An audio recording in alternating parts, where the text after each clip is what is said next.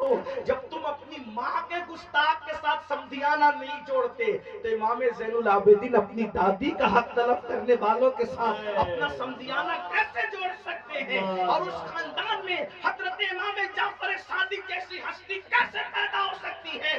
وہ اہل بیت کا وفادار کیسے ہو سکتا ہے جو امام جعفر صادق کے نانا کو کافر کہتا ہے، امام جعفر صادق کے نانا کو گالی دیتا ہے؟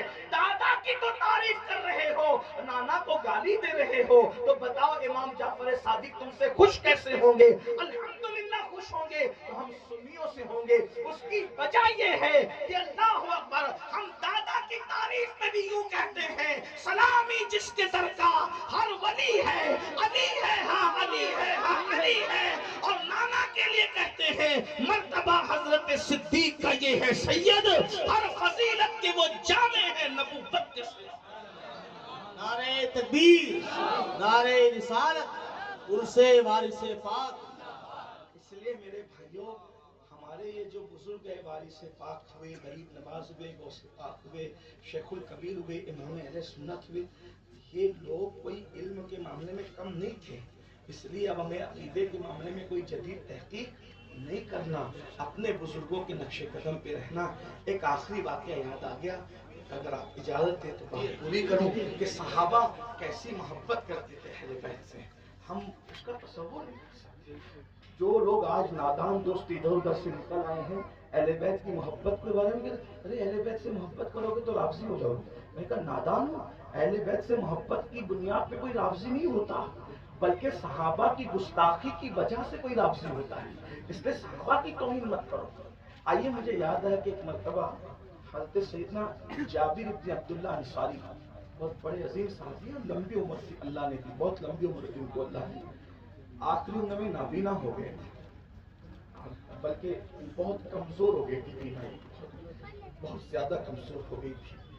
یہ تو میں ادباً کہہ رہا ہوں، لیکن بہرحال جو جملہ پہلے نکلا وہ زیادہ جو وہ قریب ہے حقیقت کے، کہ بینائی آپ کی اللہ کی مرضی ہے۔ بہت سے صحابہ اور بہت سے بزرگ اللہ کی مشیت ہے، اس میں کوئی گناہ اور عیب کی بات نہیں ہے، کیونکہ یہ بھی حدیث پاک میں آیا کہ جن کی اللہ نے بینائی چھین لی، انہوں نے صبر کیا، تو قیامت کے دن اللہ سب کو زیارت کرائے گا، تو ایک محدود مدت کے لیے کرائے گا، لیکن جن کی بینائی چلی گئی تھی اللہ کہے گا میں نے تمہاری آنکھیں چھین لی تھی، اس کا انعام یہ ہے کہ جب تک جی چاہے میرا دیدار کرتے رہو۔ یہ بھی اللہ والوں کا ایک انعام ہے، حدیث پاک میں ہے۔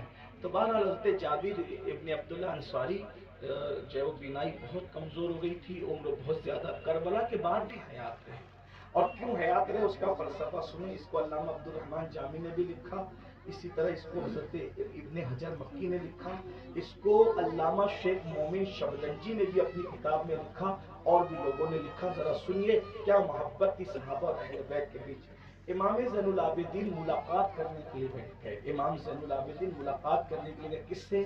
حضرت جابر سے، جابر کی، اور اس وقت آپ کی شادی ہو گئی تھی، تو آپ ساتھ میں امام محمد باقر کو لے گئے۔ دیکھو اس وقت ان کو باقر نہیں کہا جاتا تھا، اس وقت ان کو محمد کہا جاتا تھا۔ باقر آپ کا لقب ہے، اور باقر کا مطلب ہوتا ہے چیر پھاڑ کرنے والا، پیم کرنے والا۔ مطلب کیا؟ یعنی جب حضرت امام باقر سے کوئی مسئلہ پوچھا جاتا تو وہ اتنے بڑے عالم تھے کہ مسئلے کے پرزے سمجھا دیتے تھے، تو لوگ کہتے تھے کہ انہوں نے مسئلے کو چیر پھاڑ کر کے رکھ دیا، اس لیے آپ کا لقب پڑ گیا باقر۔ ٹھیک ہے، تو محمد نام تھا، اور یہ محمد نام حضور نے رکھا تھا، اور اس کا بیک گراؤنڈ سنیے بہت پرلطف ہے۔ امام زین العابدین جب ملاقات کے لیے گئے تو حضرت جابر نے کہا کہ یہ بچہ کون ہے؟ حضرت امام زین العابدین سے پوچھا یہ بچہ کون ہے؟ تو آپ نے فرمایا اے میرے نانا کے صحابی، یہ میرا بیٹا ہے، اس کا نام محمد ہے، یہ میرا بیٹا، اس کا نام 3-4 سال کے رہوں گے، چھوٹی عمر تھی 3-4۔ اچھا یہ محمد ہے اس کا نام؟ ارے اس کو ادھر لا۔ اور اس کے بعد سینے سے چمٹانے لگے، اور چمٹا کر کے ان کے بٹن کھولے، اور بٹن کھول کے سینے سے ملا، اور ملنے کے بعد سونگا اور مسکرائے۔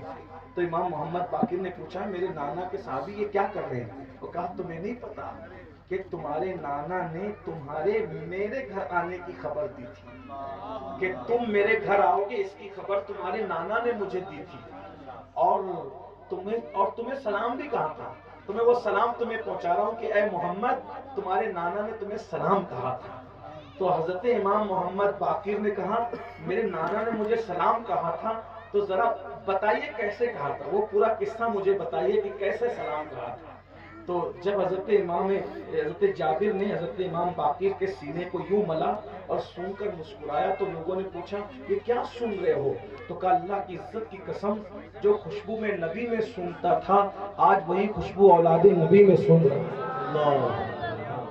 تو حضرت امام محمد باقر کہتے ہیں وہ واقعہ بتائیے نانا کے صحابی کہ نانا نے مجھے سلام کیسے کہا تھا۔ تو کہا اب وہ سنیے کیسے کہا تھا۔ تو کہتے ہیں کہ میں اور بہت سے صحابہ تھے آپ کے نانا جان کی بارگاہ میں بیٹھے ہوئے تھے، اتنے میں ہم نے دیکھا کہ ایک ننھا سا خوبصورت بچہ جو رسول اللہ کا ہمشبی تھا وہ آیا اور چھلانگ لگا کے رسول اللہ کی گود میں کود کے بیٹھ گیا۔